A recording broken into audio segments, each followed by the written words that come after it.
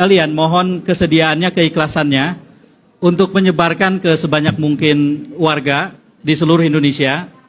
Saat ini teman-teman sudah bisa masuk ke Google Play Store, lalu kemudian mendownload satu aplikasi yang namanya Warga Jaga Suara.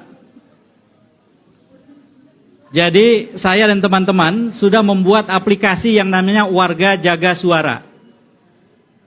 Sejauh ini baru ada di Google Play Store.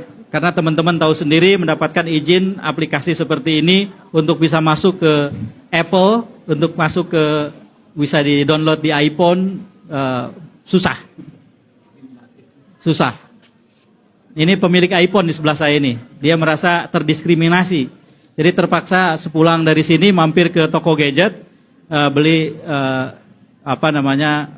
Android. Sekarang sudah murah-murah Android. Nah jadi Warga Jaga Suara ini akan bisa dipakai oleh siapapun untuk 4 hal. Nomor 1, melaporkan potensi pelanggaran. Kenapa saya sebut potensi pelanggaran? Karena warga nggak tahu itu pelanggaran atau bukan gitu loh. Misalnya ada orang bagi-bagi bansos, terus kemudian kok stikernya paslon. Orang tidak tahu itu pelanggaran atau bukan. Padahal bansosnya itu bansos dari pemerintah. Nah itu namanya potensi pelanggaran kan. Makanya setiap orang yang melihat potensi pelanggaran itu boleh menggunakan salah satu features di aplikasi ini. Laporkan ke aplikasi itu. Ada ininya dengan sangat mudah. Semua potensi dilaporkan saja. Kami tidak akan menjadi partai atau tim pemenangan. Kami akan mengkoneksikan diri kami ke tim pemenangan dan partai-partai. Jadi kami akan melaporkan semua yang masuk ke dalam server aplikasi itu, lalu kemudian kami sebar ke seluruh stakeholders, termasuk yang dilaporkan berpotensi melanggar itu. Misalnya ada orang menerima bansos, tidak ada stikernya, tetapi yang membagikan bansos sambil bilang, ini dari Pak Jokowi. Jangan lupa putranya Pak Jokowi, calon wakil presiden Pak Prabowo, Mas Gibran. Lalu kemudian kalau Bapak Ibu mau berterima kasih, kami bisa sampaikan ke Pak Jokowi misalnya. Ini misalnya ada warga yang mengalami itu. Kan dia tidak tahu itu pelanggaran atau bukan, laporkan saja. Nah, jadi itu features pertama di aplikasi itu. Kita tidak meminta semua warga tahu persis aturan mana yang melanggar atau tidak. Apapun boleh dilaporkan. Nanti di aplikasi ada sistem yang mengkurasi atau memfilter. Yang sudah jelas melanggar, berpotensi melanggar, laporan biasa. Tiga-tiganya insya Allah akan kami kalibrasi atau apapun namanya ke semua stakeholders. Kayak tadi misalnya stikernya itu paslon nomor 2. Kami tetap juga sampaikan ke paslon nomor 2 sejauh kami dikasih akses. Jadi prinsipnya adalah ini kerja warga, bukan kerja partisansip berdasarkan pemihakan. Itu nomor 1. Nomor 2, di hari H, bagian penting dari penghitungan suara adalah C1 plano. C1 plano adalah kertas plano yang ada di TPS yang kemudian akan ditulisi. Dan Pilpres kalau tidak keliru itu akan dihitung pertama. Sehingga tidak perlu menunggu untuk yang terlalu lama untuk bisa melihat pengisian C1 plano Pilpres. Karena Pilpres duluan.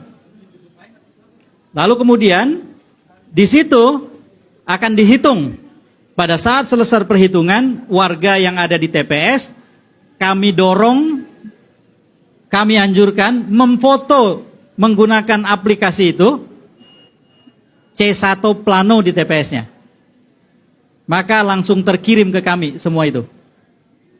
Itu yang kedua. Terus ada yang bertanya, KPU kan menyediakan aplikasi khusus untuk memfoto.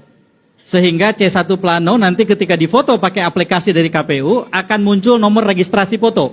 Tidak masalah. Kami tidak akan menggunakan foto C1 plano itu sebagai alat bukti ketika ada dispute atau ada pertentangan di dalam rekap atau di MK kemudian. Bukan. Ini adalah alat untuk melakukan perhitungan cepat berbasis warga. Bagaimana kalau di satu TPS ternyata banyak yang mengirimkan foto C1 plano? Tidak masalah. Karena tidak akan muncul menjadi perhitungan yang berganda. Setiap orang yang nanti masuk ke dalam aplikasi, kebetulan saya sudah download, masuk ke dalam aplikasi, di awal ketika mendaftar, itu diminta untuk memasukkan domisilinya berdasarkan KTP, artinya berdasarkan DPT juga itu, sampai dengan memasukkan desa kelurahan. Sehingga ketika yang bersangkutan mengatakan TPS 19, itu dengan sendirinya masuk ke TPS 19 kelurahan atau desa tertentu yang spesifik. Kalau ada 10 foto yang terkirim ke aplikasi dari TPS yang sama, maka 10 foto itu tidak akan muncul 10. Tapi aplikasi akan memfilter, mengkurasi, muncul hanya 1. Dihitung pun hanya 1. Justru yang 10 itu bisa dipakai untuk saling mengkonfirmasi. Jangan-jangan ada yang dengan cepat sudah bisa mengedit foto kan? Dikirim ke aplikasi, bisa saja kan? Kalau ada 10 lebih enak. Kok yang 1 beda sendiri? Kita buang yang 1, yang 9 yang sama kita ambil. Kira-kira begitu. Jadi foto C1 aplikasi. Saya yakin orang segaptek apapun kalau memfoto itu bisa gitu. Dan cukup memfoto langsung send, langsung terkirim ke server kami. Yang ketiga, nah ini sifatnya tidak wajib. Kami menyediakan cara juga mengisi formulir perhitungan suara Pilpres di TPS-nya. Ada formulirnya. Jadi kalau ada yang mau membantu lebih jauh selain foto C1 plano, sebaran suara Pilpres di TPS-nya dimasukkan ke dalam form yang sudah disediakan di aplikasi itu. Kirim. Nah itu membantu kami. Nanti semua data tadi, C1 yang dikirim plano, kemudian ada yang mengirim, itu saling kami jadikan alat untuk konfirmasi. Ditambah lagi dengan jaringan yang saya dan teman-teman miliki, kami juga akan berusaha untuk mendapatkan kopi C1, dokumen C1. Insya Allah sudah ada beberapa pihak yang dengan senang hati membantu.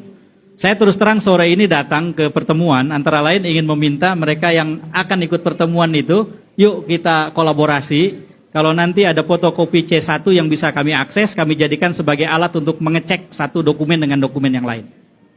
Jadi yang kedua itu, features yang kedua. Features yang ketiga, yang tadi yang ketiga ya, mengisi formulir. Yang keempat, ini feature tambahan.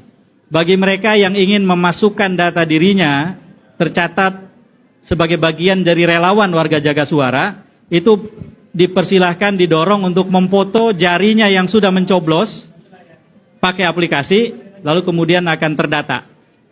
Jadi kami akan gunakan untuk kebutuhan tertentu ini.